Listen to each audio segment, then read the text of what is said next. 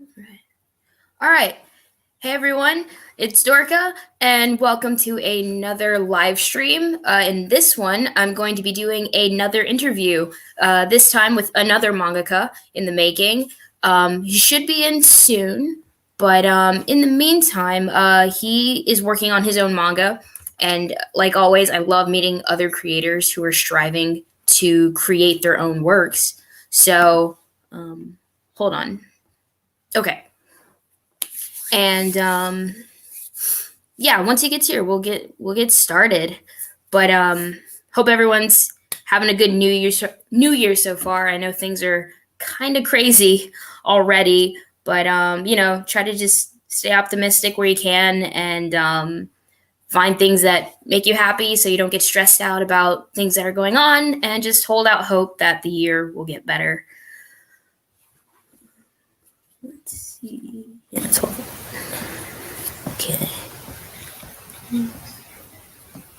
Just waiting.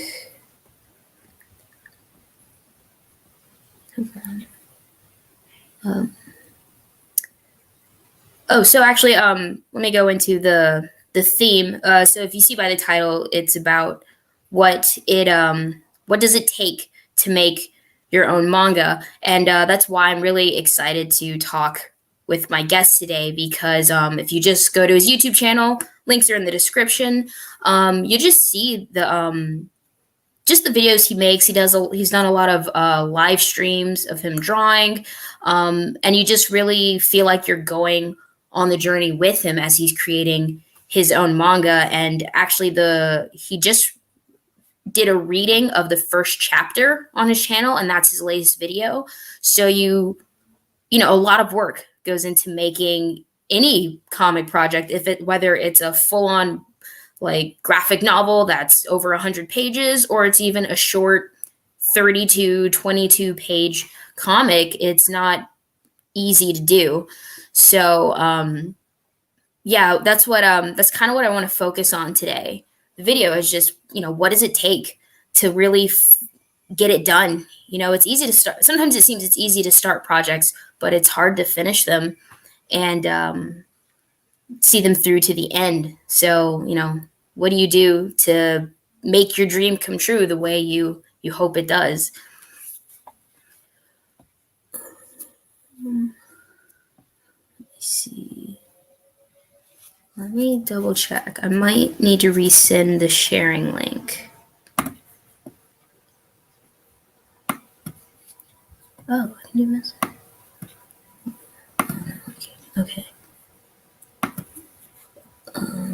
Hang on. Okay. I'm just gonna resend the invite link to make sure it went through. Unless I'm missing something. Hold tight.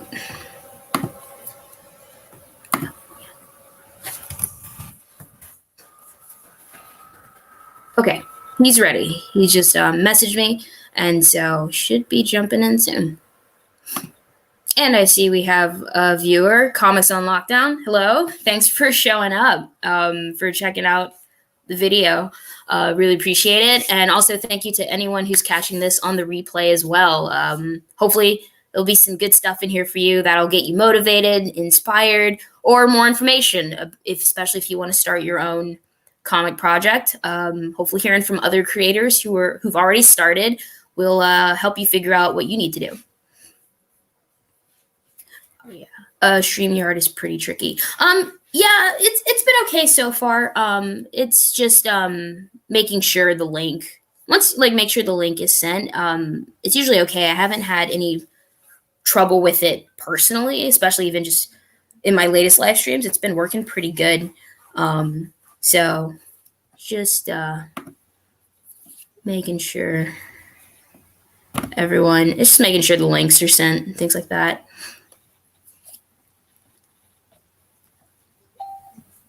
Hold on. Got a notification. All right, he says, okay, let me get in. So he'll be here in just a minute. Let's see.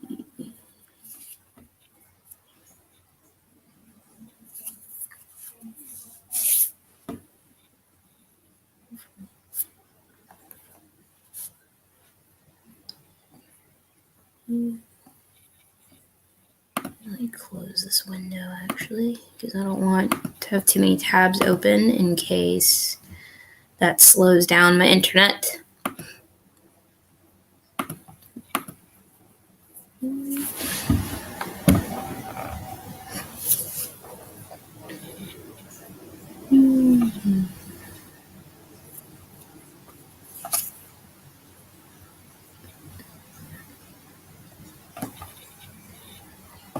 Go to banners.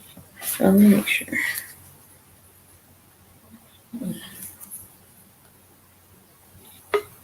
I heard that. Okay, guys, he's here. I'm gonna bring him in. Hey, Yo, what up? what's up? Man, my No. Cool.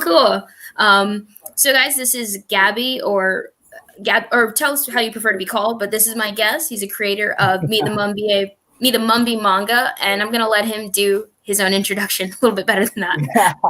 Yeah, so what's up, YouTube? My name is Gabriel Morissette, but you can call me Gabi. Spanish or Gabi in English, it is what it is. And yeah, I am the creator of Me the Mumbie, and I am delighted to be here today. Cool. Thanks for making the time. No problem. For sure. Well, first off, Happy New Year. Hope. Yes. Yeah, I mean, good. Despite the craziness that's been going on, I hope yours personally is off to a good start. Hopefully, right? Right. But so I was kind of telling people why I brought you in today, talking about what it takes to make your manga happen. But I want to kick off with, what's Me the Mumbie about, and maybe even where the idea came from, how you got started. Well, yeah, Me the Mumbie started June 12th, 2018. So it's been like 3 years almost. You remember the day too. Yeah, I'm a big fan of zombie movies.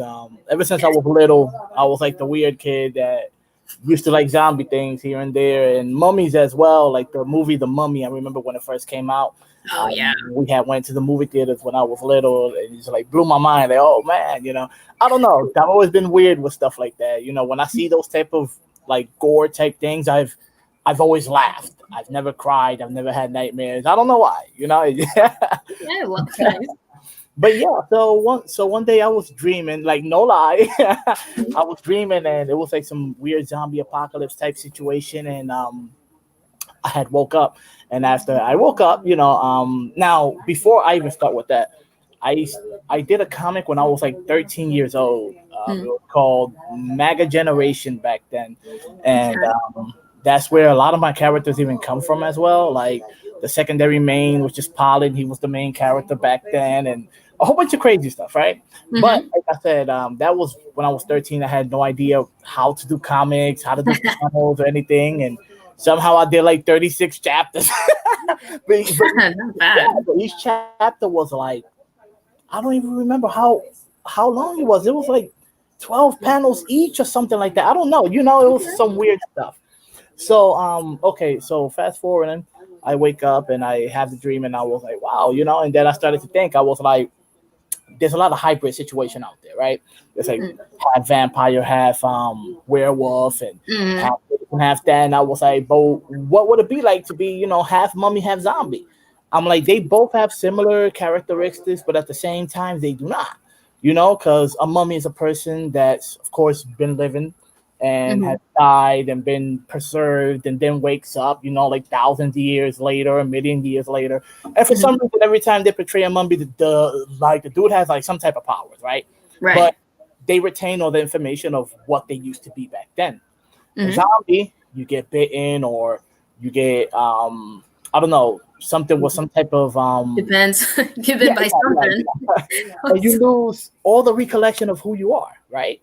Yeah. You lose all the recollection of who you are. Your body starts to decay, and you gain this unnatural strength that the human brain cannot comprehend, since it's not working. It's there, So I just blended both of them in and just called it a Mumbie. All right, for sure. Yeah. So basically, that's how I got the stuff for my story.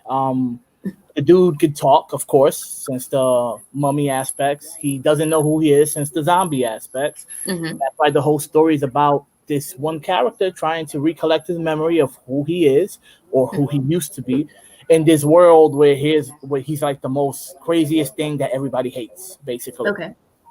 All right. Cool. Is he the only one of his kind, basically? Yes, Okay. he is. He is. Sure. Right. Trying to think how many next. So actually, speaking of that, you just did a reading of the first chapter on your YouTube channel. It's your newest video. How long did it take you to complete chapter 1? It's like 53 pages or something, right? Yeah. Well, chapter 1 is a crazy story, right? Chapter 1 was completed years ago. And when I mean years ago, I mean like 2 years ago. I made chapter 1. I made chapter 2, 3, 4, and 5. Wow. So after I made chapter 5, I remember I went back and redid chapter 1 because my art was changing. So chapter 1. Then I said, hey, let's redo chapter 2. So oh my God. Chapter 2. And then I went on to do chapter 6, 7, and 8. And after I did 6, 7, and 8, now, within that period, we're talking about now a good year and a half, almost 2 years of me drawing, right? Wow. Mm-hmm. So by then is when I really started to develop my style, where I really started to understand the anatomy more and all this other situation. So then I decided, let me sketch chapters 9, 10, and 11. Yeah. Which I did sketch it. There's a video somewhere on my channel. It's called which I believe correctly, I think I did 60 sketch pages in the month of November or something like that. Yeah, and it was pretty much drawing 2 pages a day. So I did 60 pages, and then I started to see how really good those pages look compared to all of the rest. And I was like, damn. I was like, damn, let me just go ahead and redo chapter 1 through 8. So then I started redoing the chapters, and I am not redoing them again. Okay. I finally, So that's why it took so long to showcase chapter 1. Okay. Okay. Since it's been showcased, that means that's it. That's the final product. Nice. So yeah, I have no like definitive answer to tell you how long it took to do chapter 1. Right. Well, wow. I mean, redoing it. That kind of fits into what it takes to make your project in terms of not just getting it done the first pass, but making changes, rewriting it, and getting it to where you're ready to show it to people or print it. And actually, so we've got Comics on Lockdown is watching right now. I don't know if you can see the comments. You should hopefully be able to see the comments, but he is asking if he can throw in a question, and I say go for it. Okay, I see. Yo, what up, Comics on Lockdown? Let's see.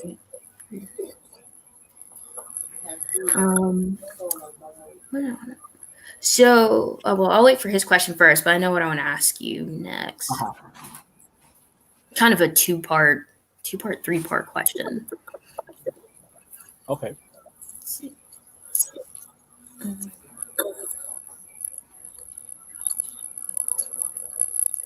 Okay. It hasn't posted it yet, so I'll go ahead and ask you, how do you find the time to do 2 pages a day, like you just said? You work full-time or you go to school? Okay. Now, this is the thing. When I first started to do the Mumbie, I was working at a landscaping company, right? And I was doing landscaping and all that stuff, and I used to be gone since it was like in Massachusetts and I live in Rhode Island. It's a pretty good ride, like an hour and a half, depending on traffic, especially early in the morning. I used to wake up like at 4 o'clock in the morning, take a shower, prepare everything, and then go on the road. And I used to get there roughly around 7 o'clock in the morning. Dang. So yeah, I used to clock out around 4. Sometimes they had like mandatory overtime. So then we will have to work another 2 hours and a half. So sometimes I used to clock out at 6:30. But this is the thing. If I left at 4, it was at least 2 to 3 hours, like no lie, 2 to 3 hours of traffic It was just that nuts. Yeah.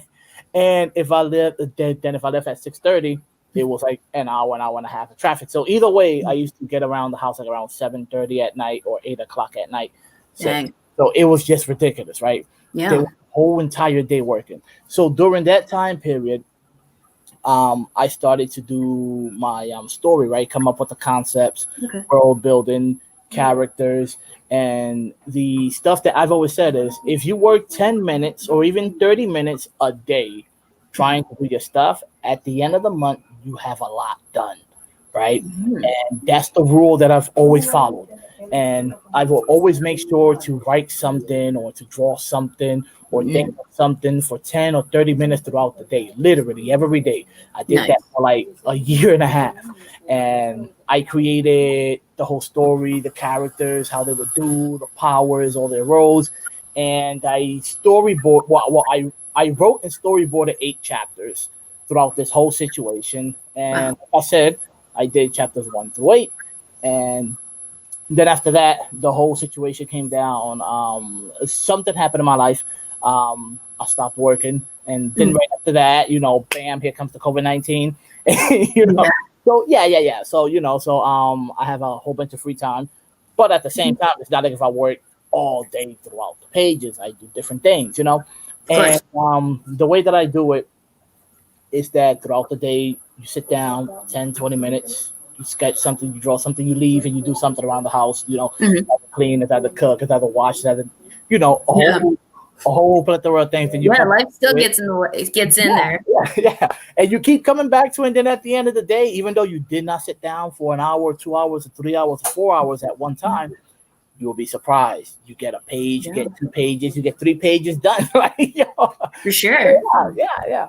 So I think that's a great way of putting it too, because it's easy to think, okay, if I'm going to draw, I got to make time to sit down for 2 hours and get something done. But like you said, if you just even think about approaching it in like 10-minute, 30-minute chunks, that seems much easier to do, that you can find the time and not as daunting for you, but also you get stuff done. Exactly. Sure. Okay, so I do have other parts of this question, but Comics on Lockdown just asked his, so I'm going to pop it up, which is, did you make your comic solo or do you collab with anyone? What's the challenges going solo? That's good questions. Now, my comic, my graphic novel, my manga, whatever you want to call it, I personally call it my series because, first of all, there's a lot of people that get kind of crazy about the whole situation for no reason. At the end of the day, you're just portraying a story through like pictures, right? Yeah. So it's pretty much picture storytelling, even though people go crazy when you say that too. But so I've always done my series by myself, created the concept by myself, created everything by myself. What are the challenges? Nothing, because you don't have to deal with anybody. Straight up. You don't have to wait until somebody writes something. You don't have to wait until somebody draws something. You don't have to ask permission for anything. It's you yourself. Now, have I gotten constructive criticism from other places? Yes, I have. Between my friends, which, they also have series and they've been writing stuff left and right. Like when I first started Me the Mumbie at the beginning, I created a Facebook group, right? And within this Facebook group, I added 2 friends of mine that I know that they was doing their series from a long time ago. And they added some people, and then I got some people online, and we created like a good 13 people that we were supposed to come together and make like a magazine, right? With everybody dipped in a little bit of the series, and we were supposed to launch it. So what was the problem with that? The problem with that is that you can't really rely on people. I'm not trying to talk crap about them. I'm not trying to say anything negative about them. At the end of the day, I dismantled the stuff because I already knew, right? So what happens is that if you have a goal and you set a goal and you're trying to meet a criteria at a certain time, the other people are not going to be there. Sometimes they might be ahead of you. Sometimes you're the one that's falling behind, and now you're trying to play catch up. So, there's a lot of things that go into detail with working with other people or going solo. Now, if you're working with somebody else and it works for you, great. It's all good. Go ahead. Personally, solo for me is the way to go. Yeah. Yeah. No, I totally get that. I like to, I mean, I feel like I'm more of a writer than an artist. So for me, it's trying to get better drawing. But yeah, I always struggled. I wanted to, when I was younger, write stories with friends, but I Mhm. eventually just wanted to have my own ideas of where the story could go. But it was also like, oh no, I have to like talk with my friend, or they had a different idea. And so I would get impatient. I'm like, I just want to write the story. So Yeah. yeah, going solo is just, you do move faster. Yeah. Of course. For sure. Nice. Hang on, I've got another comment here real quick, which I want to address because I don't want them to feel like I'm ignoring them. This is a W.A. Blinko, says, "Hi Dorka, how are you? Found my original order for my book cover weight was 280 and the page weight was 100. Awesome. Thank you for giving that information. I really appreciate it. This is a guy who I found on YouTube because I was doing a lot of research about printing and Yeah. paperweight, and he's actually publishing a novel, not a comic. But Oh. I was asking him about like the paperweight for the cover versus the interior pages, and Hmm. trying to just get all information and figure out what I want to do for my own stuff. So thank you, W.A. Blinko, for addressing that for me. Really appreciate it. Um, so back to yeah. So actually, lockdown covered an interesting part, which I didn't even ask. Was yeah, you get all that work done and you're working by yourself. So that's, I mean, that's challenging in and of itself too, because you're writing and drawing and going through all the steps. And actually, want to ask, what tools do you use Um, to make me the Mumbie? well, first of all, writing is strictly like on the phone, right? Okay, okay. Like making notes. What I do is that I summarize an entire season. I do this very weirdly, right? But this is how it's worked out for me. I Mhm. summarize the season. I'm like, okay, so what is this season going to be about? It's going to be A. And I'm like, what do I want to happen? B. And I'm like, what are a few steps for me to get through that part? C. Who is going, since it's action, who is going to fight, what type of confrontation? That's Mhm. D. And that's how I summarize the season. So I give a brief summary of it, and then I go to writing the chapters. Now, when I go to writing the chapters, it's very weird because in my mind, I do it like if I'm watching an anime. And that's Okay. one of my slogans from the very beginning. Write your stuff like if you're watching an anime. Like, Cool. if you Yeah. ever seen an anime or seen a movie or whatever it is that you're seeing, you start to be like, oh no, but I would have done this and I would have done that there. Well, you can do it Hmm. now. So Always. Yeah.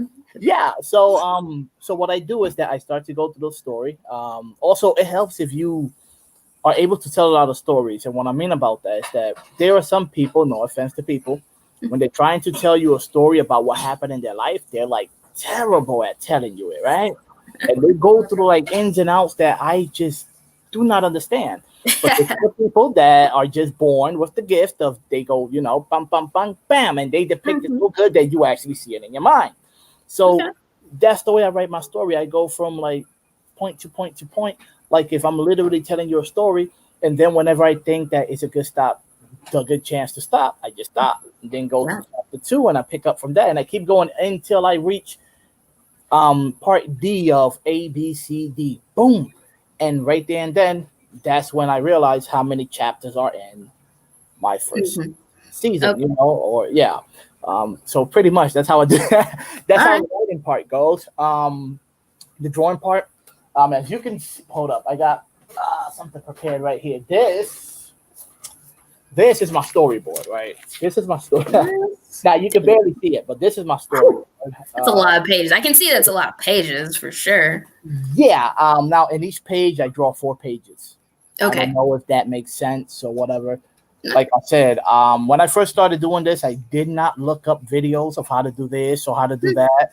I did not go through like traditional routes of what people tell you Yeah. how it must be done. I don't really play by the rules, right? Yeah. So my storyboard is very weird. If you see it, you see this like each Okay. page is like some weird stuff, and I have the dialogue on it. Now, of course, you won't understand, but Mhm. but yeah. So basically, I've storyboarded 18 chapters on like regular paper. That is like 450 pages, I think it is. Wow. Um, So yeah, 450 pages worth of storyboards. yes, and it's not even season one yet. Like it's not. Are you going for like Naruto or One Piece length? No. I actually have 4 seasons for when Me the Mumbie stops. Okay. And the way Me the Mumbie is, it's not necessarily a story that only follows one character, right? Okay. Basically, most shonens are not, but at the same time, you can have the argument that it is, right? Let's take, Yeah. I don't know, Black Clover for an example, right? Mm. You can clearly see that there's a lot of characters in Black Clover, kind of like in Naruto, but at the end of the day, it's all about Asta. Falls Right. on Asta, which is the main character, and a little bit about Yuno, which is the Yeah. secondary main. Well, my story is not like that. Like within season 1, there's an entire volume that Mumbie does not pop up. Okay. Okay. Literally. There's and like the second half of the story is not even about Mumbie. So Mm. I am pretty much centered between like 5 different characters within my story, and they feed off of each other back and forth, right?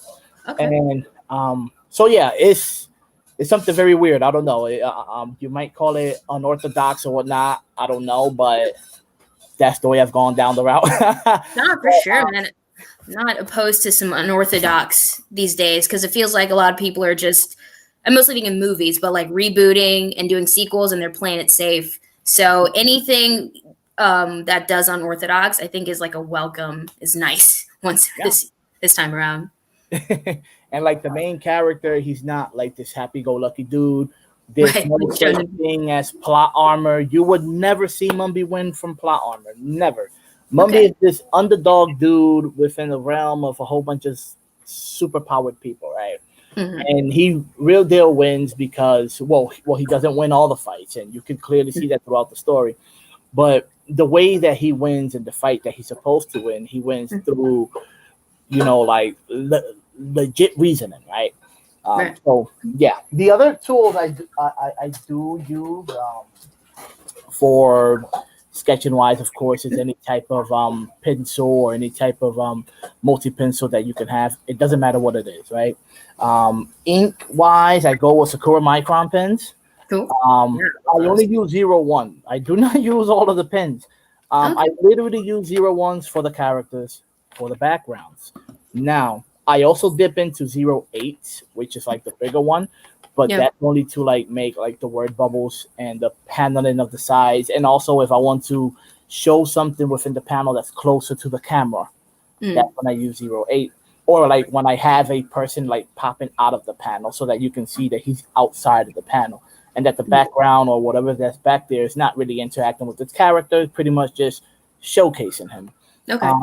And then after that, I use the jelly roll to like fix situations, which I rarely do. Not saying that my line work is the best in the world, but I rarely use it. Then after that, for papers, I use the leader comic book paper, right? And I use type A B4. They're pretty much bigger ones. There are smaller ones like this that I ordered, and they sent me like a really small shipment by mistake. And so then I started to use that to do like character design stuff, So, but yeah, I mean that's what I use tablet wise.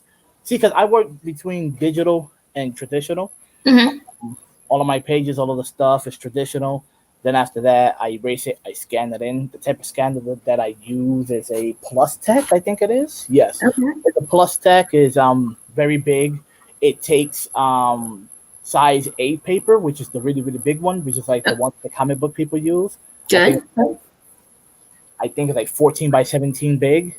Okay. And the B4 paper, I think it's like 10 by 14 or 13, I think it is. So yeah, those scanners are actually really hard to find. If you can find them locally, like good luck, but usually you have to go on eBay or like Amazon. They're pretty costly. Like I remember when I bought it, it was like close to 300. Wow. Yeah, it was like close to 300. But now you go on Amazon and it's like 500 and something, $600. And the tablet that I use, that I only use for like grayscaling or coloring, it's a Huion type tablet. It's the 191 GT. I think it's like 19.5 inches big. How many? 19.5 inches big. Nice. Yeah. I think it's at that time with tax, it was like 280. I think now you can find it for like 3 something, probably Does it have a 400. display? Yeah. Nice. Yeah, it's this like I wish I could show you. I wish I could show you. Hold up, I have the box Well, then that should be a video. That should be one of your next videos for your channel. Is here. talking about your stuff. So yes, the Canvas GT191, and it's Okay. pretty big. Yeah. Nice. Yeah, no, because I mean, I use mine's like the 12-inch tablet with the display, but like already I'm like, oh, I wouldn't mind getting a bigger one, like the 24-inch or something big. I get why people start to use the big ones, but it's been working great, just small. But like, okay, that's not too bad for price. I don't do digital art at all. No digital art at all. Yeah, it took me a while to get used to it, and part of it was I didn't like trying to do the hand-eye coordination, which is why I really want a display screen. That's like my thing, and that's why I've moved into it more. But no, I still like, but I'm also afraid of getting away from traditional because I really enjoy just working paper, pencil, pen. But yeah, okay. I wanted to ask. Well, actually, kind of going to your new video because you showcased your first chapter, 53 pages. Again, guys, you can see it on his channel. And it wasn't just showcasing it; you had a friend reading through it, and at the end of that whole live stream, he also kind of gave you some feedback on it, but read through it, which is, I feel like that's kind of a bold way to showcase a chapter and just not only just showcase it, but have someone read through it and give you feedback publicly. So, why did you decide to do it that way? That'll be my question. I used to have a YouTube channel. I used to play a lot of TCGs, like trading card games. Between, when I was very, very, very young, Yu-Gi-Oh. But then as I got older, I went into something called like Card Fight Vanguard. I used to be very competitive. I went to like really big tournaments with 300 some people, come like in 10th place, 8th place, and stuff like that. So what's up with those type of channels of cards? People like to showcase decks that win in other regionals, right? And they just showcase it and people build it like that, like straight off the bat. But I've always been someone that likes to get into the into the nooks and crannies of things, right? And I like to go into depth. So plus, as you can tell, I'm used to talking in front of a camera. I'm not shy about whatever I do. I don't really care about that. Good. So yeah. So when I decided to do this read along, right? This showcase or whatever you want to call it. The first thing I told my friend was, "Yo, I know that you know about the story because we've been talking about it for years, He knows about the story, of course, but it's not the same thing you knowing about the story and you reading it. It's not. Yeah. Plus, there's a lot of parts within chapter 1 that he did that he did not know. All he knows is that that Mumbie fights a bank robber, and at the end, whatever, boom, that's it. Right. So I told him, yo, be honest. Give me your criteria and let the people know if you honestly liked it or not. What did you expect? Did the conversation feel natural? Because I myself would like to know this.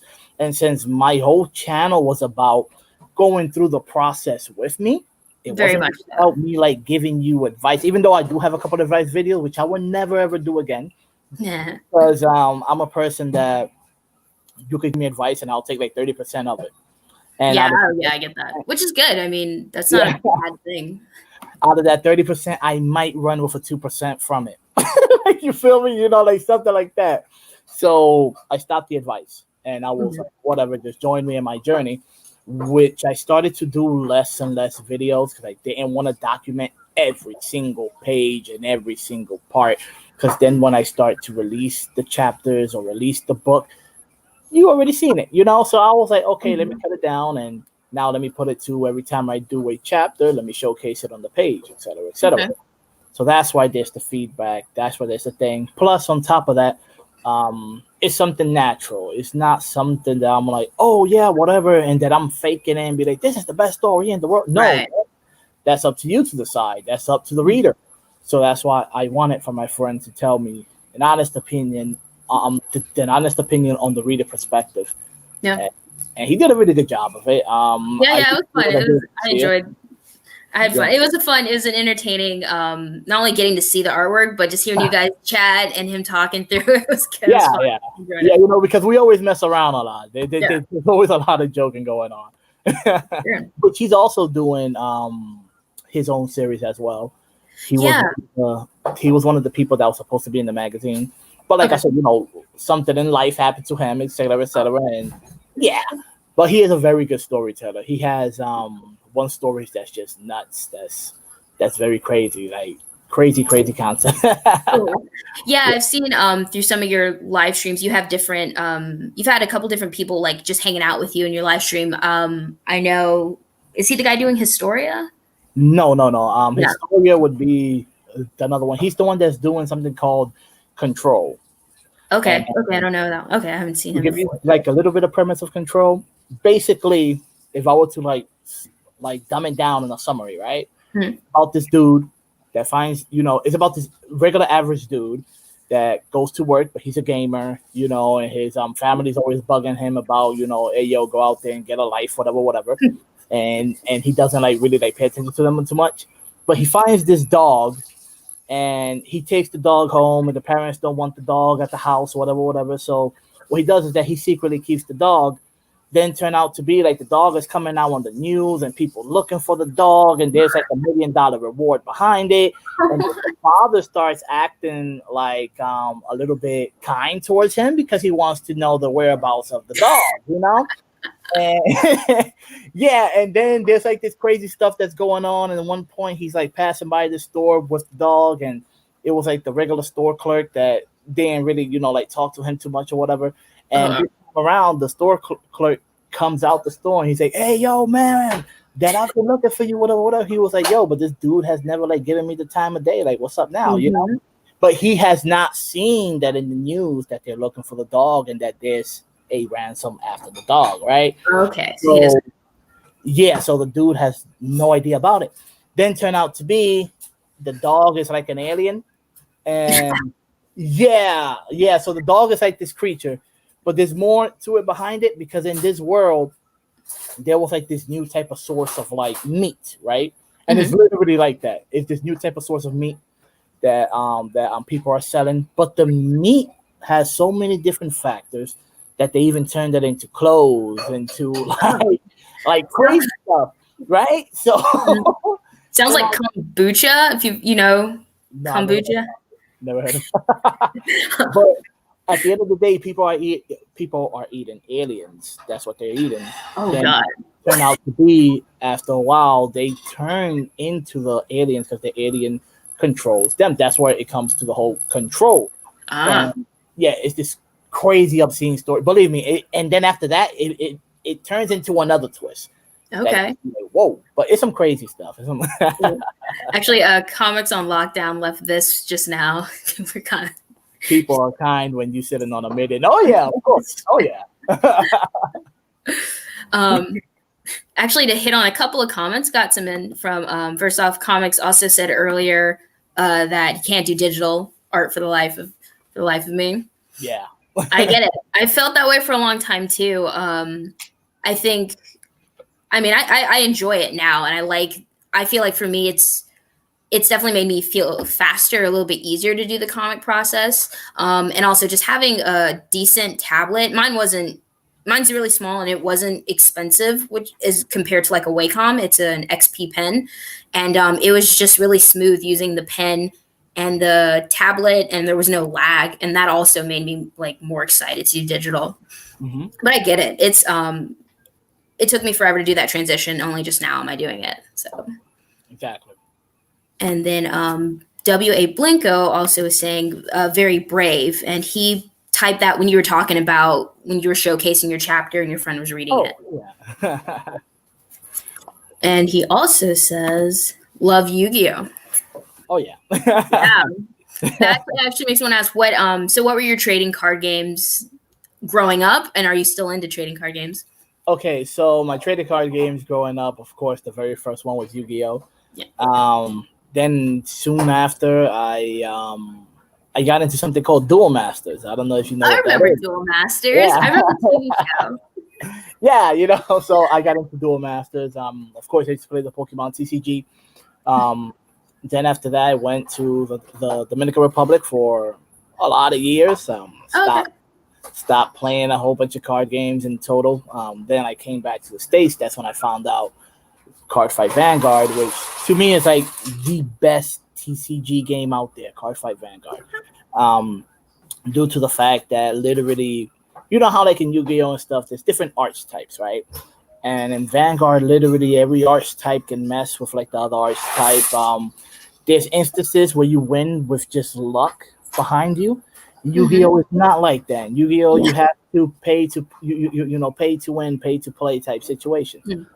So and as well, it's funny because I do have a series, a TCG card game series that I'm turning into a series. That I'm turning into a series, and it's called Strata Crusher. Now, the way how Strata Crusher goes down, is very reminiscent. Not very reminiscent, but it has a lot of aspects of a lot of card games, and it's due to the fact that I don't know if you know what Dragon Ball Super is or what, right? I haven't heard of it, haven't watched it. Yeah. So Dragon Ball Super came out with a card game, like 2-3 years ago, and it's very reminiscent of like Vanguard. I won't really say Yu-Gi-Oh, but just a little bit of Yu-Gi-Oh, and Pokemon and Magic the Gathering, due to like the different things, right? Of course, it's its own card game. There's its own rule of itself. But since I've played all these card games, I can see the little similarities behind it. So it's very reminiscent to that. And the way that I built Strata Crusher, it has certain elements of certain card games like Yu-Gi-Oh, Vanguard, even Dragon Ball Super, Pokemon, Duel Masters, and even one called Buddy Fight. And then on top of that, it has my very own element within it as well. And the way that you play it, once you start playing it, it's not a hard game at all. But the strategies behind it, you have to be very strategic. Of course, like in every card game, for you to be able to win. And so once I made the rules, it took me like a good week of breaking my head of having the rules and the strategies and what happens if you do this and what happens if you do that. What happens if your opponent do this, but you activate this. Like everything is in the rules, very detailed. You read it, and literally throughout you reading the rules and playing the game, you can have the ultimate fun ever, right? Nobody can mess up, like seriously. So what I did, I wanted to create into a TCG, and I wanted to make a little bit more kid friendly, because there's a pattern behind it. Pokemon, very kid driven, very famous. Whole bunch of people see it, old, young, new, or whatnot, sells millions, right? Same thing with Yu-Gi-Oh! But Yu-Gi-Oh, if you haven't noticed, it kind of came out for like teenagers, but nowadays, if you've seen the formula, they've dumbed it down Really to be for kids. Kind of like Beyblades. It sells. Kids stuff sells. And when you put it into TCG, grown people play it, like straight up. Like, that's all you see in card shops. In card shops, you see grown people. They're the one that buy the cards. They're the ones that go to the tournaments. They're the one that spend the money to go to another state just to play at the regionals. It's not the kids. No. It's the grown people, except for Pokemon, because they do have a 2-division thing on Pokemon TCG, and I think like first place for like little kids is like $10,000. It's very it's very, but it's Pokemon because they have the money. So so that's what I'm trying to go on to have something for kids, because when I was a kid and I used to see all these shows, it used to open up my mind, right? And I used to have all these crazy thoughts in my mind since I've always been very artistic and storytelling. Ever since I was little, my mind always been open to all of that stuff.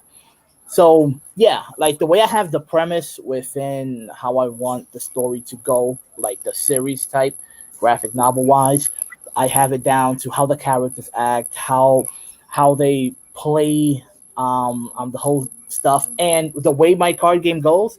You play it like if you're reading a manga, like if you're reading literally a volume of a manga. Like traditional card games, you will have a deck. And my card game, the deck is called the volume, since since it's like a book, and you draw a card, and my stuff is called pages. So the cards are called pages. So the pages, which that goes into a volume, so that makes a deck. If you Okay. look to the premise of it. So yeah, like literally, like through all the steps, it's like if you're reading a manga, you have the protagonist, which is kind of like the main dude of the whole stuff, and the protagonist is not just like the I'm good guy, right? Because in my card game, there's hero and there's villain, meaning you can either be the hero protagonist or your protagonist could be a villain, and and then there's even certain characters within my stuff that there's this awakening side is where you're almost about to lose, you get a power bonus, right? Which that's called sorry which, which literally that's called the plot twist. So once you get to the plot twist that something changes, that's when they evolve or power up or whatever. And some of the characters go from hero, and when they power up turn villain, or they might go from villain to hero, or villain and they stay villain, or hero they stay hero. Okay, pretty much. Yeah. Cool. Hang on, we got a comment here from Ryan Garola. I just picked up The Drifting Classroom Volume 1 and Volumes 1 and 2 of Kaiji. Excited to read them. So I'm guessing these are manga. Ain't that Junji, The Drifting Classroom? I haven't heard of that. Ryan, feel free to add to the comments. Tell us what these stories are about. I'm curious. Yeah, feel free. Add to the comments. Tell us what these stories are. Yeah, because I read No Longer Human from Junji Ito. Oh my god. No Longer Human. Oh, I haven't heard of who wrote it? No. It wasn't written by Junji Ito. It was written by this guy that was very famous in literature in Japan back in the day, and it's pretty much, by what they say in the book, it's supposed to be his autobiography. And at the end, the guy dies. Like within his autobiography, he actually takes his life away.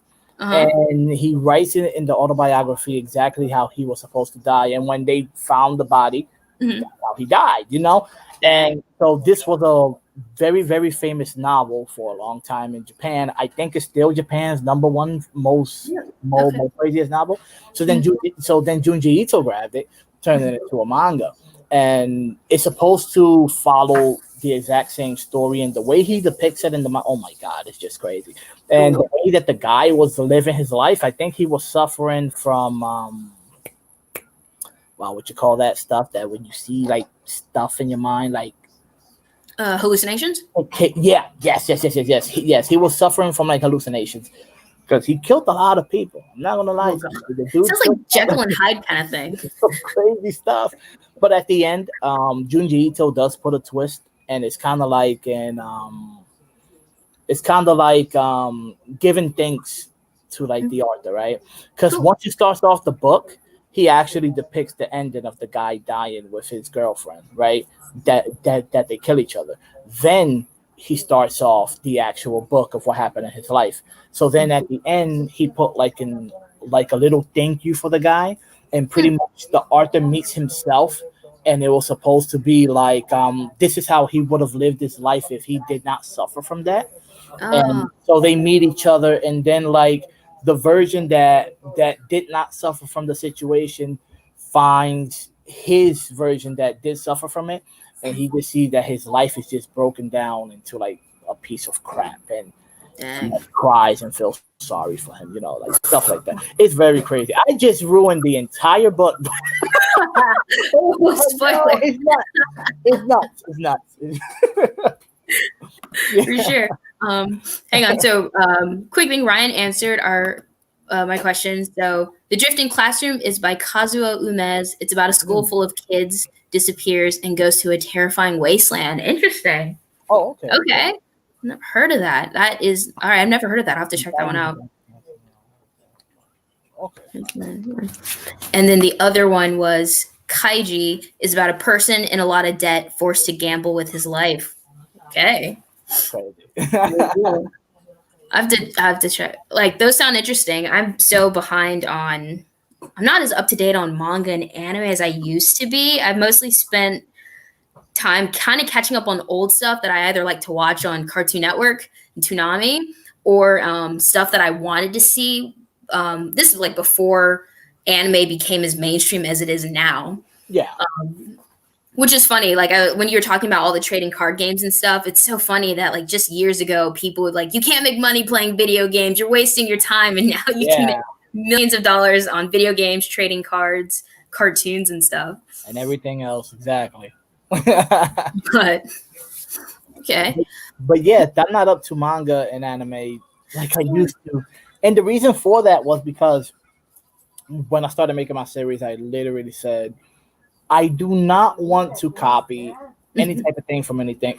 I mean, which it kind of sounds absurd, right? Because at the end of the day, you can watch movies for years and write a movie, and you don't necessarily have to copy off of that movie. But sometimes, without you knowing, unconsciously, you start to pick up little things in here and there that in your mind you're like, oh man, I've never seen this before. But then turned out to be there was this one anime that you saw, that you're like, oh, that's where it came. You see, so stuff like that I don't like. But at the same time, I do believe that nothing is 100% original. Like, no, not anymore. If ever. Like even like I've had people told me before online that I have a very original concept between the whole mummy zombie hybrid. Okay, yes, it hasn't been done, but the whole concept about making hybrids to begin with was already a thing. You know? So if hybrid would have never existed, I would have never came up with the concept of the Mumbie. Yeah, so exactly. Cool. I just want to quickly say thank you, Comics on Lockdown. I just saw your comment. You're saying, here, I'll put it. Man, you two can go on all day, and it's fun with him already. Really digging this you're doing. Thank you. Appreciate it. Glad you're enjoying it. It always helps when you have a good guest, too, because that makes it fun. Thank you. So you were saying, about originality that, I don't even think people need to strive to be crazy original, because there's always a chance it's been done before in some way. And even if you're doing something in a way that has been done, you're going to have your own unique perspective that's going to come out of it as you're working on it. So your own unique voice is going to be different than what someone else wrote. So I actually try these days not to care so much about being super original. I actually even try to but try to take things from stuff I've watched already, and I'm happy to kind of throw it in, but then put my own. Then even though I was maybe taking something from directly, eventually my own ideas come into it, and so yeah, I mean, I think, and also I stress that for people who are just getting started, if you want to make your first manga or novel or something, don't stress so much about being original. Just get started. And that's art. I mean, I'm sure you like practice art by copying other people all the time. Yeah. So, and another thing about that, and I'm sorry to cut you off. Oh no. Then another thing about that, like when it comes to story, right? You have all these different type of movies coming out and all these different type of things. But if you start seeing movies, if you start seeing anime and manga, they always follow some type of rule. Yeah. And there's a lot of them that feed off of the other people. Like I remember one time, I don't really actually remember what movie it was, but a brother of mine was watching the movie. He's like, "Oh my god, this is this and this and that," and I was like, "Yo, do you actually know that came from a manga?" Like, I was like, "What?" I'm like, "Yeah, like straight up, like this and this and this and that." They were like, "Oh," so and Disney does it all the time. Like The Little Mermaid. That was not original. That's that was a story. Yeah. Almost everything that they do. And within my story of the Mumbie, there's this part in season 1 that it's kind of like an adventure type thing. Since in my thing there is adventure, it lasts like at least like 5 to 6 chapters, and it's about Mumbie going to the stock tower, right? And what do you get when you hear the stock tower? Jack and the Beanstalk, right? So I kind of took like the whole inspiration of like Jack climbing up the beanstalk. Mumbie has to climb up the up the stock tower and all of this. And once he goes up there, just like Jack, he finds this big ass kingdom. And and then in Jack there's a giant, and neither Mumbie there's a giant, but the giant is literally King Arthur, right? Okay. Yeah. So it's King Arthur, and he's a giant dude, and there's Lancelot, but Lancelot and everybody else, they're all like regular sized people. and it's a very, very funny adventure. I'm not gonna lie to you. He has to cross like the magical forest from like Snow White and stuff like that. But Hmm. but mine is called the Forest of Flowers. It's literally an entire forest that's made up of different flowers. There's not trees; it's just flowers. And within the whole thingy, there's a little spoiler, but the flowers are alive and they're magical, and this crazy crap start happening within the whole stuff. And Mumbie's like, "Yo, this is kind of crazy," because he has never seen anything like this. So yeah, you get all those little instances until you go up there, and yeah, For sure. it's good to take stuff and twist it around and make it your own. Totally. Yeah. I mean, yeah, absolutely. I think there was it's a really good video. There's this YouTube channel called Think Story or something, but Hmm. it was basically he was talking about these different stages kind of creativity, and he says the ultimate stage is this thing basically where the writers purposely where the writer or the creator acknowledges their inspirations and in a way feeds from it directly, whereas I think a lot of us, we try to hide our inspirations and be as original as possible. But the ultimate creativity is embracing your inspirations and somehow like kind of like Easter eggs, maybe like pulling it back into your work. Oh, Um, okay. his example was Stranger Things, like how that Mhm. show has so many references to classic 80s movies Yeah. that, yeah, people bring it up all the time. So I think like that was the example. Um, Oh, we have a couple more comments. Let's hit on those. So Ryan says, he's said this a little while ago, but he said, I just started collecting manga this year, but have been watching anime for a while. Very Nice. cool stuff. Yeah, that's how it was with me when I first started watching anime. I didn't even know what it was, but I was watching it on Cartoon Network, and then later on I found manga, and like that again, that was like a whole other thing, which was great. Yeah. And then I'm gonna get Ryan's thing, and then W.A. Blinko asked us a question, which I think will be a good one to answer next. So Ryan says his current favorite manga are Demon Slayer, Quintessential Quintuplets, a harem manga, One Punch Man, and Vinland Saga, a Vikings manga. I've heard of that one, but I haven't read it. I've actually had the first two volumes of Vinland Saga. Nothing to be with anybody. I just don't like stories when it's like too realistic, right? What I mean Right. about too realistic, I'm talking about like in a shonen type of view. Mhm. When it's shonen, I want to see something fantasy wise, right? Something Right. fantasy, Yeah. something crazy. I don't know if Vinland Saga is really shonen. I I think it's could be wrong. seinen. I thought it was pretty. From what I heard about it, it seemed pretty adult. Oh, okay, yeah, but I I don't bought the know. first two volumes. They're like 2-in-1s. I Okay. read like the first chapter and I sent it to my father. Does he like it? He likes like old war movies My and dad stuff like too. that. Yeah, so I was like, here, yeah. Nice. I'm not a If big there's fan of war stuff. I'm not. I'm not. for sure, if there's ever a manga about like World War II stuff, I'll send that to my dad. I'll have to find one. Oh man. All right. And W.A. Blinko asked us, or I'll point it to you, but what do you both hope to achieve this year? And Okay. yeah, that is a question I want to ask you. What are you answering that one? And also, what do you hope to accomplish with Me the Mumbie? Mostly, where's it going to be? And, are you planning to print it as a physical book? What's Yeah. happening? So me the Mumbie. This year, I do want to release at least one volume through Amazon, of course. But I have this vision overall where I want to do limited edition hardcovers of Me the Mummy, which I call the complete editions. And the complete editions is pretty much me releasing the story how I intended it to be released.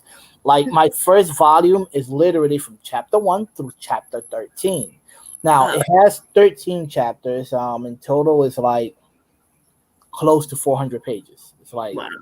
yeah, and the reason for that is because within the consumption of chapters 1 through 13, you get to see everything what Me the Mummy is supposed to be about. You Mhm. have action, you have fantasy, you have drama, you have adventure, you have it all, right? You have comedy, you have it all, and this is when you really get to see Mumby for who he truly is from volumes 1 through 13, and you Mhm. get to see pretty much how the story is supposed to be But even though you do get that, season 2 it just does a whole 360 on you. Season 2 Okay.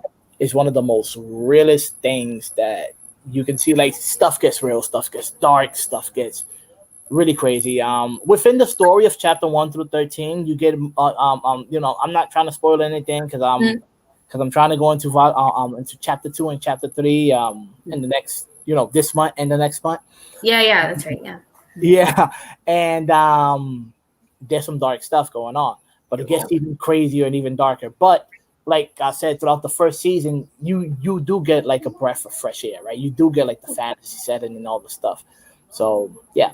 So that's what I hope to achieve this year.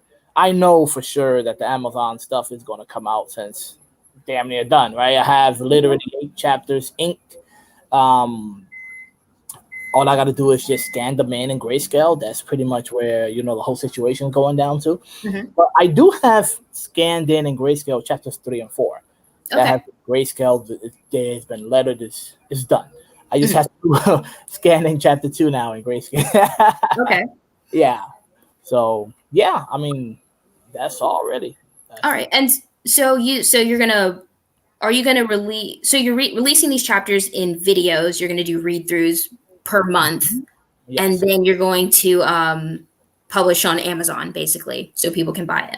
Yeah. So basically, what I'm gonna do is that I am going to create a Facebook page of Slap Punch Visuals, and it's called Slap Punch Visuals because I have more than one series that I want to be realized out there. Right. The Mumbie is like the very first thing, but like I said, there's Strata Crusher. I have a one shot called Zoom In, and wow, Zoom In is totally different. There's no powers, no nothing. It's just very psychological and like nasty into the core. Then I have something called Snacks for the Dead, which is supposed to be a zombie series with no powers, so like the classic zombie series that I grew up on, right? And I call it Snacks for the Dead. And there's a twist that the main character, he's a big guy, so you've never really seen a main character as being this big dude, right?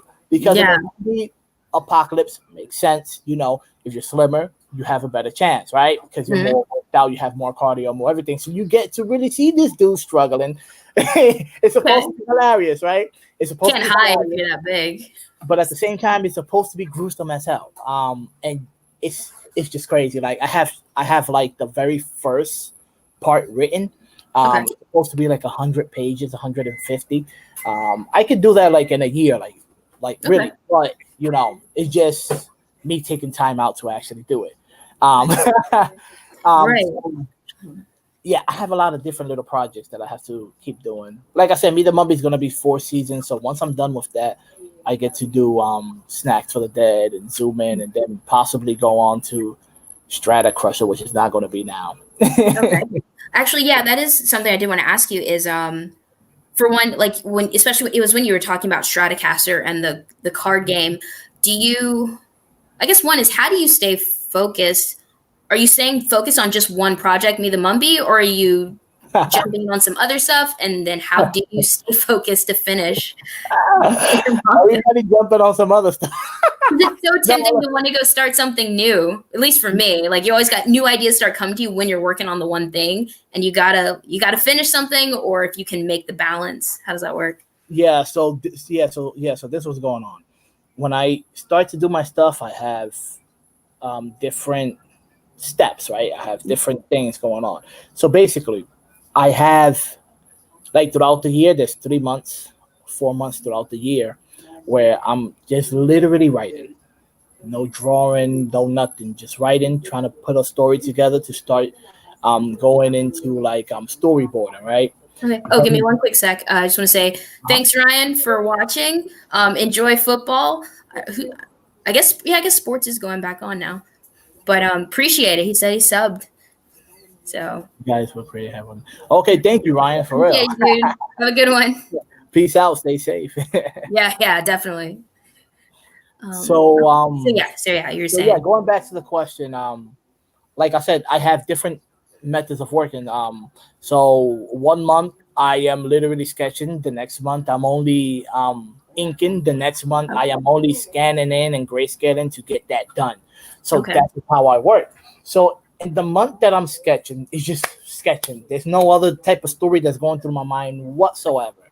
When I'm inking, it's the same thing. Okay. Now, when I'm scanning in and I grayscale and do the stuff, like I grayscale 4 pages to 5 maximum in one day. Wow. Because it's an easier thing. You're just coloring in. Mhm. Even though when I'm grayscaling, I do use different sources of gray. I do shadows and stuff like that. So, but it's a little bit easier than you sketch it and putting it out there how you want it to be in the anatomy, the form. So it's easier, right? So once I'm done with that, this is where the thoughts start to come in my mind of different things, and my mind starts to generate, and I start to write them down. Like I have like different like little weird stuff, like even even weird stuff. Like, look, let me read you one that I am never ever going to do, but it popped up in my mind. Right? Yeah. Those. Yeah.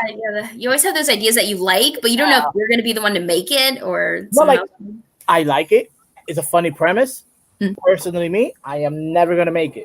If somebody that's watching this want to make it, yo, you have all rights to it. Like straight up, it's called Power Up Punch. Now, let me tell you what's the premise of this crap. It's about the human race, right? And it's about that all men have gone weak. Listen to this. All men are weak. They're like scrawny little dudes that pretty much are nothing, right? Mm. So the whole premise to this is that there's this alien race that comes and it starts to judge like the planet Earth, and it starts to see that the most dominant force that used to be the man is no longer the most dominant force. So what they do is that they're trying to exterminate the men. So yeah, so like the women within this show, what they do is that they pretty much make a contract, and it's kind of like marriage, right? So they pretty much make a contract to the man that they're with, and they kind of become like a stand, right? From like JoJo Bizarre Adventure, kind of like also eager. So the main character is the scrawny dude as well, and and it's pretty much like the woman is fighting for him, but the woman like feeds off of the dude. But the main character, the twist is, instead of all the other characters that are there for like like love and devotion and et cetera, et cetera. Mm-hmm. The dude likes to, how do you call that word in English? Oh my god. Pretty much he likes to get bullied around, right? So he gets stronger when like he's being abused by his wife or his stand or what. Yeah, so that's why it's called Power Up Punch. So he gets decked in the face, he gets slapped and all of this, and she feeds off of his pop. It's just supposed to be some really retarded situation. So like thoughts like that come into my mind, and I am never gonna do that. I'm never ever gonna do that. But yeah. Okay. For real. Okay. For sure. Trying to think. So yeah, that's what you. So is it gonna be, so when you sell it on Amazon and stuff, is it gonna be digital only, or you can also do physical copies? Because I like physical books. I always like to hold my comics. Yeah, it's gonna be the physical copy. Just due to the fact that I don't have to handle with shipping and all this other stuff. True. Yeah. On top of that, it's a way to get my story out there with like the lowest price possible, right? Mm-hmm. And when I mean lowest price possible is that, of course, I don't know. I know it's not done through Create Space anymore, but I know that you can put your own price, and Amazon takes a percentage off of the creating the book and shipping it out, of course. And then the other price that you had set goes directly to you, right? After taxes and everything else that you have to pay. So as long as I do it up to a point where the person can pretty much buy it, and feel at a comfortable price. And since it's not going to be how the story intended to be, I can release at least 2 per year of these type of volumes in this format. So it's pretty much, that's why I call them the incomplete editions. So you would see like volume 1, part 1, and then volume 1, part 2, like through like the Amazon. But if you go to like Kickstarter, when I'm doing like the special edition ones, which is like Yeah. the complete editions. That's when you really get the full story. Plus, you get character bio, you get character info, Mm. get some sketches and ideas of how I started to mold everything. And on top Yeah. of that, I would like to throw special chapters when it comes to like holidays. So kind of like there'll be like a Christmas chapter and a Oh, Halloween cool. chapter, which is just like for like funs and giggles and stuff like that. So Yeah, for sure. you'll get to see like your characters within the show acting totally different, like normal people, like throughout these chapters. So yeah. Cool. Yeah, Comics on Lockdown said from your idea that you're talking about, he's getting dominatrix vibes. Yeah. I'm telling you, it's just random ideas that come into my. You see, like a story like that, I would never do. Mhm. Yeah, never. Yeah. There should be some kind of website where you can just like go get ideas. I don't know if they're still called that. I know some people used to call them plot bunnies, where I guess you'd have an idea. It's just a blurb of an idea, even if you didn't make it. So there should be like an adoption center website where people can just grab an idea that someone is never going to use, and people can put them up there. Yeah, like I give ideas for story all the time. Like Same. Like I had gave out this idea one time, and not that I was giving out ideas. I was making an example, right? And within the example that I made, it was so good that I actually incorporated within me the Mumbie.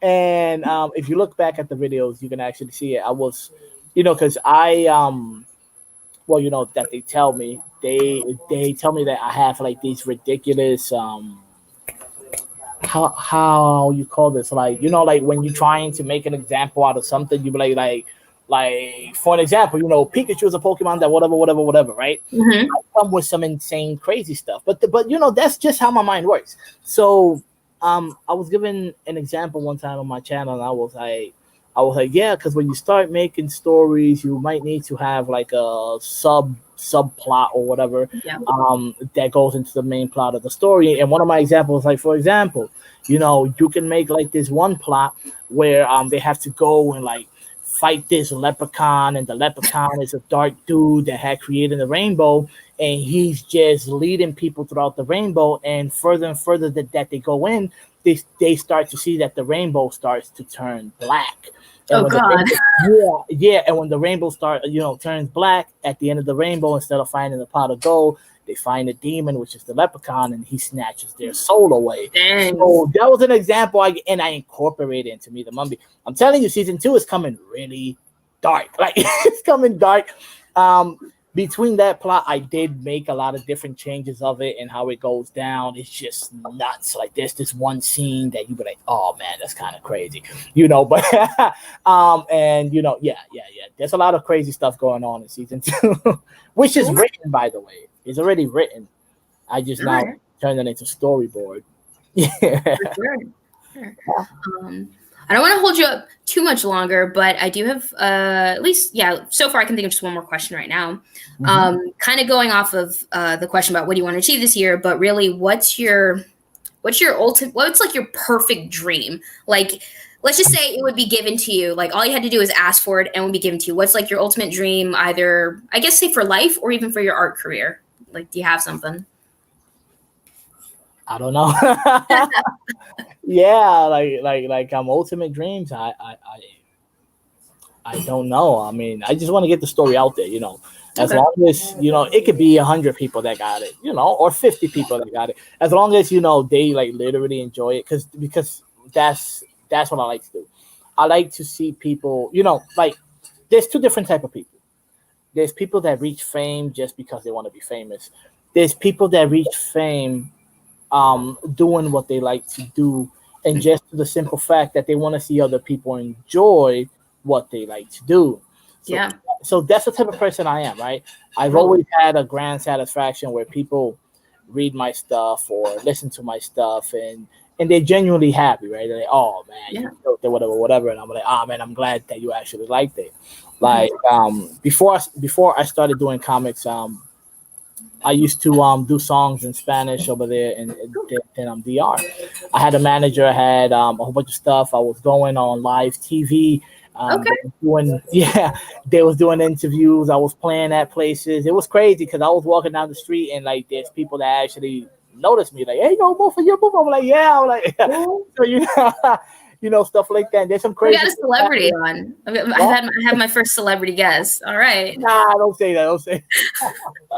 Nah, don't say that. But something happened, and the manager did some crazy crap, which I'm not gonna say what, but you should already know. Oh goodness. Yo, he did some crazy crap. Dude went to prison. That sucks. Yeah, and a lot of crazy crap happened. And long story short, we had a contract to be signed for 5 million pesos, and since I was under contract with him, he was the one that was supposed to be signing the situation. And since he was locked up, he couldn't. So now I'm here. And yeah, who knows who knows how life is gonna turn out to be. But at the end of the day, I just said, yo, that just probably wasn't what God intended. So whatever.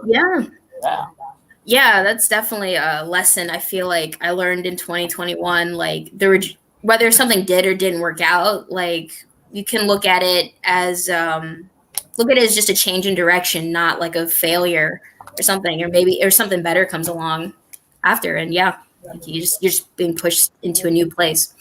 Yeah. It means. Well, unless there's something else you want to specifically go into that you want people to know about me, the Mumbie, about you, about your channel, go for it. No, not really. The only thing is that I have a chapter 1 showcasing on my channel, Slap Punch Visuals. If you want to go ahead and see that, you can. If you want to see more art information, you can go to my Instagram, which is at Slap Punch Visuals as well. There's a couple of pages that you can see. There's a couple of art that you can see. I do not post regular. If you're waiting for regular posts on Instagram, don't wait for it. But the good news is because you're working on your manga. So I just do like different things here and there. Sometimes when I'm working on pages, I might post it up, be like, hey, yo, like this is what I've done so far, whatever. But pretty much that's it, and you can await for chapter 2 to be releasing around the end of this month. Chapter 3 is coming as well, the next month of February, and so forth and so forth. And I would try to be releasing a chapter every month until I get to do the stuff on Amazon to release the physical copy. So yeah, wait for that. For sure. Actually, last thing I want to do, I'm going to have you kind of sign off. Or actually, I want to address Comics on Lockdown's comment, which is really nice of him. Thank you for saying that. Slap Punch, you're a really fun guy doing your own thing your own way. It's awesome. Thank you very much. Thank you. I saw a couple of videos, man. You have very, very good art. Like he's got a stream. Situation. And Comics, I think, has a stream coming up tomorrow. So really? Comics will be streaming tomorrow. Okay, man, I'll be there. No lie. And so actually, the last thing I wanted to have you do is kind of just sort of reiterate the point of this video is just in your own words, what are the top 3 things you say is what it takes to make your own manga happen? Like, whatever it is you want to do. Well, top 3 straight off the back is number 1 is what I've always said, and it's hard work and dedication. Like literally, if you have hard work and you have dedication in what you're doing, you will go up to the point up to where whatever you're making, it doesn't just have to be comics or graphic novels or whatever. It's in whatever you're making. You will get there. Like for an example, I've seen a lot of people that they be like, oh nah, I'm gonna start my comic next year. I'm gonna start my comic such and such. But if you start now and you do a page per day within the time span of a year, that's 365 pages that you already did, right? Even though if it's just sketched, there's 365 sketch pages. So that's the first thing that I say: hard work and dedication. Number 2, man, just have fun with it, for real. Have fun with it. Stay true to yourself. Like, and me, the Mumbie, it has a lot of comedy of how I am, how my personality really is in real life. So yeah, you might think that you're funnier than what you are, or you might think that you're not as funny. But at the end of the day, if it's real and it's true, people will like it because there's always some type of audience for somebody. Everybody has their audience, so go for it. And number 3 is there's no number 3. I don't know what to tell you. Just go ahead. Just All right. do Well, we'll ask people what is your number 3. I'll ask that to everyone. I'm going to pitch that to everyone real quick. Like for everyone, what do you personally think it takes to make your own comic manga happen? If you have something you came up with, drop it in the comments, drop it in the chat. But Gabi, I don't want to hold you up too much. Thank you so much for such a great interview. All right, no problem, Lorica. Same here. Yeah, cool stuff. I'm going to quickly show this last banner for everyone. And you know what? I say we sign off here. All right. All right. Peace out, Enjoy everybody. Stay safe. Cool. All Peace. right. See you. Bye.